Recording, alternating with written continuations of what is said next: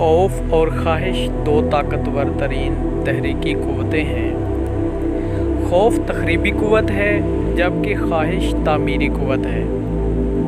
کامیاب لوگ یہ بات جانتے ہیں، وہ اپنی نگاہیں انعام اور اچھے نتائج پر رکھتے ہیں، خود کو ناکامی کے خوف سے پراگندہ نہیں کرتے، جبکہ ناکام لوگ کہتے ہیں میں نہیں کر سکتا، اور کامیاب شخص کیا کہتا ہے؟